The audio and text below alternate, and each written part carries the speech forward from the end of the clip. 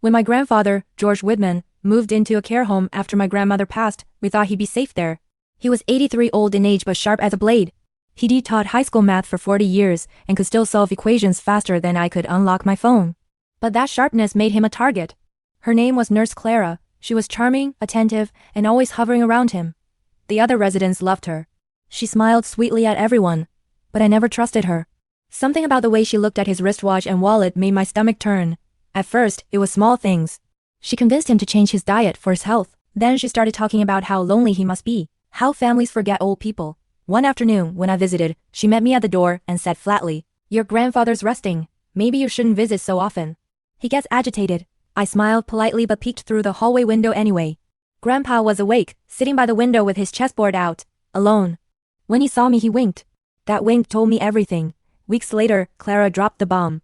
"Your grandfather decided to leave everything to me," she said, her tone dripping with fake sympathy. "He signed the documents himself. I was there. I remember my hands shaking." She tricked him. Manipulated him into signing away his life savings and his house. When I visited Grandpa that night, I couldn't stop crying, but he didn't look sad. He looked amused. He leaned forward and whispered, "Patience, Emily. The greedy always write their own ending." I didn't understand what he meant, not until a few months later. Grandpa passed away peacefully in his sleep. We were devastated. But the very next day, Clara walked into Mr. Lewis's law office, Grandpa's lawyer, dressed like she owned the world. "I'm here to claim Mr. Whitman's estate," she said with a smug smile. Mr. Lewis nodded slowly, opening a folder. "Yes, Nurse Clara, you were present for the signing of a will, weren't you?" She beamed. "That's correct." He handed her a document. "Then you might recognize your signature." Her grin faltered. She looked down, and there it was. Her own signature on a notarized will, but not the one she thought. This one clearly stated, "I, George Whitman, hereby revoke all previous wills and leave my entire estate to my granddaughter, Emily Whitman." And the witnesses? Nurse Clara and 2 other staff members from the care home. Her signature made the will legally airtight. She turned pale. "This isn't possible," she stammered. Mr. Lewis smiled. "Your kindness must have meant a lot to Mr. Whitman. He wanted you to be part of his final act." I'll never forget the look on her face, shock, disbelief, and then fear.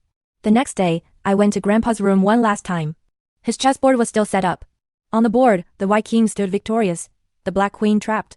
Underneath it was a folded note. It said, "For Emily, some people think they're re-winning until they realize they've been playing the wrong game. Checkmate, Clara." I laughed through my tears. That was him. Clever, poetic, and quietly ruthless. Clara lost her job, and I inherited everything he'd wanted me to have, but more than the money he left me a lesson. Revenge doesn't always come with anger. Sometimes it comes with patience, paperwork, and a signature that turns greed into checkmate.